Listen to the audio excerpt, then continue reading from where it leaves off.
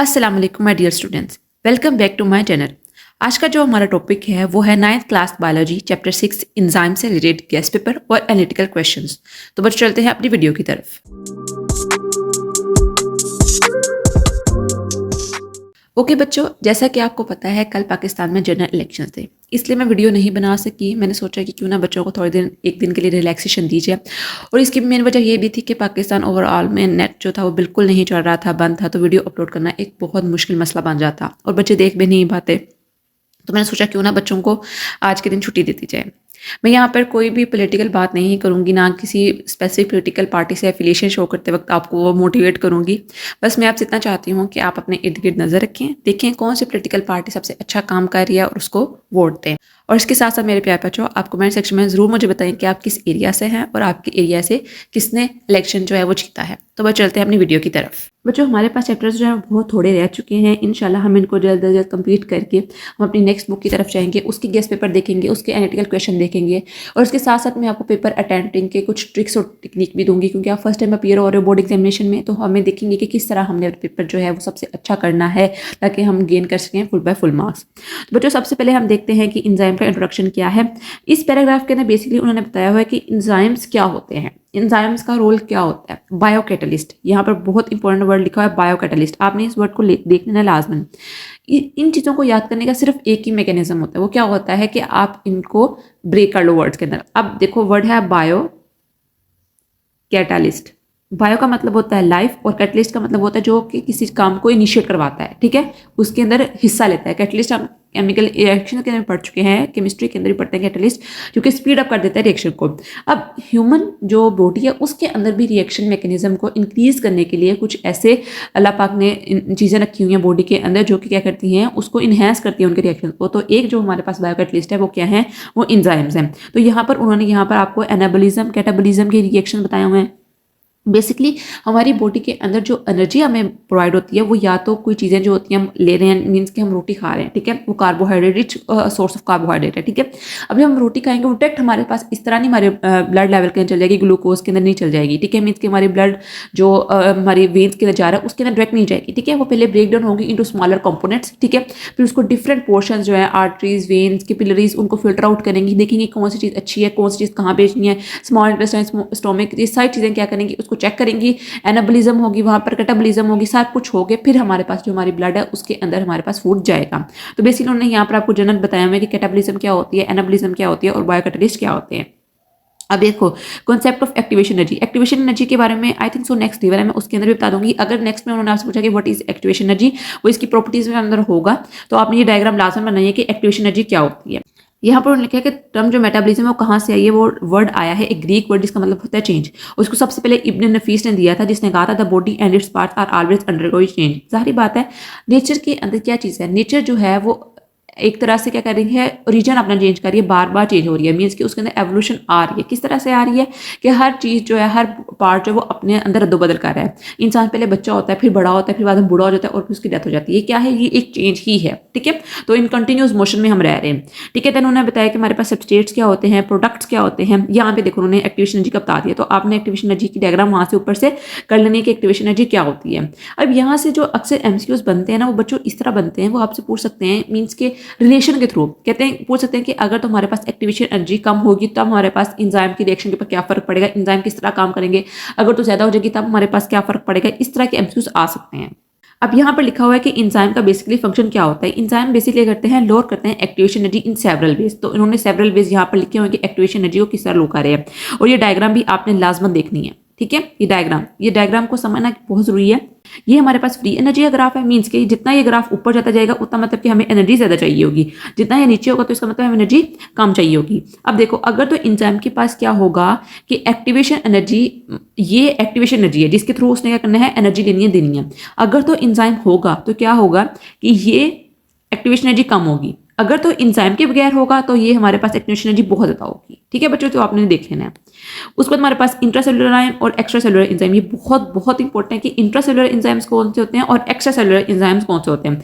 ये स्टेटमेंट बहुत बहुत इंपॉर्टेंट है। Are enzyme are catalyst, statement two are catalyst is are enzyme, which one is correct. बच्चों ये स्टेटमेंट बहुत ज्यादा इंपॉर्टेंट है, ठीक है, ये देख लेनी है आपने। अब यहाँ पे लिखा है are biochemical catalyst are not proteins, for example some RNA molecules are also catalyzed reaction, ठीक है। आरएनए जो होता है हमारे पास क्या होता है, एक डीएनए होता है, एक आरएनए होता है। आरएनए हमारे पास सिंगल स्ट्रैंडेड मॉलिक्यूल होते हैं, ठीक है। अब उन्होंने बताया कि हमारे पास तमाम जो बायोकैटलिस्ट होते हैं, केमिकल कैटलिस्ट होते हैं, वो प्रोटीन्स नहीं होते हैं, ठीक है। जैसे हमारे पास आरएनए मॉलिक्यूल वो एक प्रोटीन नहीं है। देन बच्चों कैरेक्टरिस्टिक्स ऑफ एंजाइम में बहुत बहुत इंपॉर्टेंट है कि किसने हमारे पास कैरेक्टरिस्टिक्स ऑफ एंजाइम दिए थे, कब टर्म हमारे पास यूज होती है, कि सारे के सारे पॉइंट्स बहुत जरूरी है। अब यहाँ पर उन्होंने डिफरेंट डेफिनेशन दी है कि हमारे पास एंजाइम है जो specific type of reaction nature of the substrate, ठीक है। ये आपने बहुत इंपॉर्टेंट चीज देखनी है, ठीक है, कि एंजाइम क्यों स्पेसिफिक है। एक्टिव साइट क्या होती है, इनहिबिटर्स क्या होते हैं, एक्टिवेटर्स क्या होते हैं, कोफैक्टर्स क्या होते हैं, प्रोस्थेटिक ग्रुप क्या होता है, ठीक है, को एंजाइम क्या होते हैं। अब अक्सर यहाँ पर एमसीक्यू जो आता है ना वो ये आता है कि बच्चे जो है ना वो भूल जाते हैं कि हमारे पास कोफैक्टर्स कौन से हैं और प्रोस्थेटिक ग्रुप कौन से हैं। आपने इसकी एग्जांपल्स लाजमन याद करनी है, ठीक है। इसका एक यही वाहिद ट्रिक है कि यहाँ पर इन्होंने पैराग्राफ बना के लिखा हुआ है, ये बहुत मुश्किल होता है पैराग्राफ को याद करना। तो हमने क्या करना है कि एक पेशेंट है, सबसे पहले एंजाइम लिखने हैं, फिर लिखना है कि एंजाइम के पास क्या होता है, एक सबस्ट्रेट होता है, एक हमारे पास प्रोडक्ट बनता है, ठीक है। एक्टिव साइट होती है जहाँ पर एंजाइम आके लगता है हमारे पास, ठीक है। फिर प्रोडक्ट में चेंज हो जाते हैं हमारे पास, कुछ इनहिबिटर होते हैं, कुछ कोफैक्टर होते हैं जो स्पीड अप करते हैं रिएक्शन को, ठीक है। कुछ ऐसे होते हैं जो हमारे पास क्या होते हैं, कुछ इनऑर्गेनिक होते हैं, कुछ ऑर्गेनिक होते हैं हमारे पास। ये आपने सही चीजें देख लेनी है। कुछ इसके अलावा हमारे पास टाइटली बॉन्ड होते हैं, कुछ हमारे पास जो होते हैं वो लूजली बॉन्ड होते हैं। सारी आपने एंजाइम की टाइप्स देख लेनी है।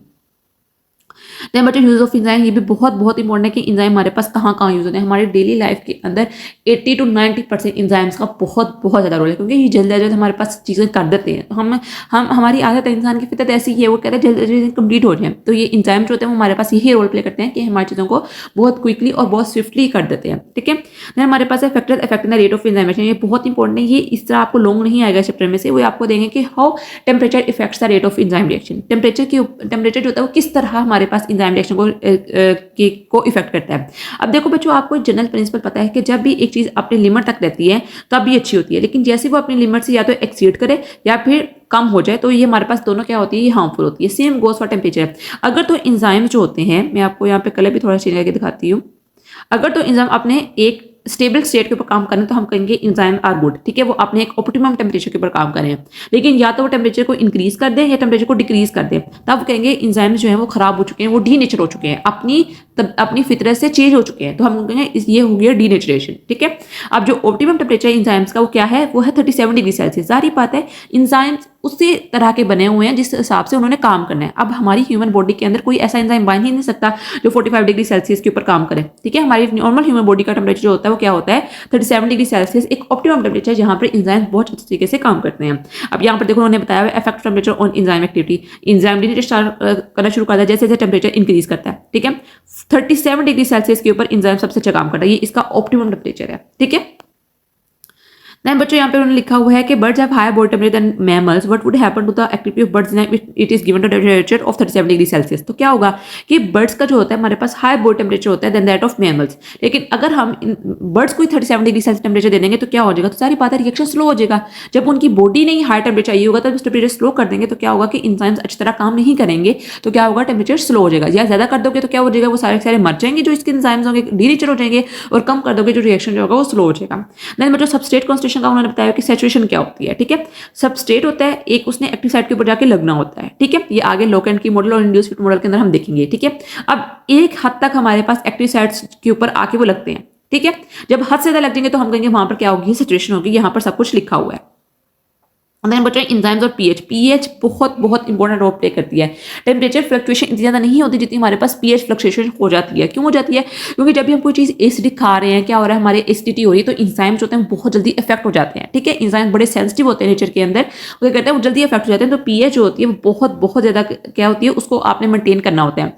अक्सर जो पेशेंट होते हैं उनको एसिडिटी हो जाती है, ठीक है। क्या होता है कि मतलब ज़्यादा उन्होंने एसिडिटी चीज़ें खाई होती है, कोलेस्ट्रॉल चीज़ें खाली होती हैं, बर्गर शुगर काफ़ी उन्होंने खाली होती हैं, तो क्या होता है उनको एसिडिटी हो जाती है। इसकी वजह से क्या करते हैं डॉक्टर जो होते हैं उनको बेसिक जो मेडिसिन होते हैं वो देते हैं, ठीक है। सिरप देते हैं, सस्पेंशन देते हैं ताकि उनकी एसिडिटी को कम हो। अब जितना ज़्यादा एसिडिटी की हो जाएगी तो हमारे पास क्या होगा, जो एंजाइम्स होते हैं वो खराब हो जाएंगे। अब अगर ऐसा हो जाए कि कुछ एंजाइम जो होते हैं वो क्या करते हैं, वो लो पीएच के ऊपर काम करते हैं, ठीक है, मीन्स कि उनका जो होता है हमारे पास कि उन्होंने ज़्यादा से ज़्यादा एसिडिक मीडियम में काम करना है। और अगर हमारे पास बेसिसिटी हमारे बॉडी के अंदर ज़्यादा हो जाए, वैसे ये नहीं होती ज़्यादा, लेकिन अगर हो जाए तो क्या होगा, तो वो एंजाइम्स क्या हो जाएंगे, मरना शुरू हो जाएंगे, वो अपना काम करना स्टॉप कर देंगे। तो आपने देखना यहाँ पर एंजाइम्स के उन्होंने टाइप्स गिवन है, जो एसिडिक के ऊपर काम करते हैं और जो बेसिक मीडियम के ऊपर काम करते हैं। आगे है मैकेनिज्म ऑफ एंजाइम रिएक्शन। ये एंजाइम रिएक्शन की जो हमारे पास इक्वेशन है, ये भी आपने लास्ट में देख ली है। देन मोस्ट इंपोर्टेंट के एमिल फिशर ने कब हमारे पास लोकेंट की मॉडल दिया था और किसने लोकेंट की मॉडल दिया था। आज तक हमारे पास क्या है, ये एक मतलब कि पहेली कह लो, हमें समझ नहीं आता कि हमारे पास सबस्ट्रेट एक लोक है या एंजाइम हमारे पास एक की है।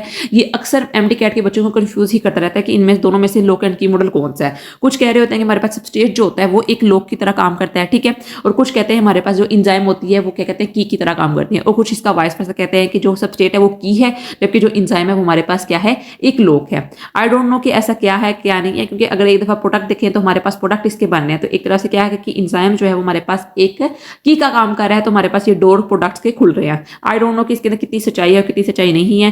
खैर आप पढ़ लो कि लोकेंट की मॉडल एक एंजाइम का आया था, ठीक है।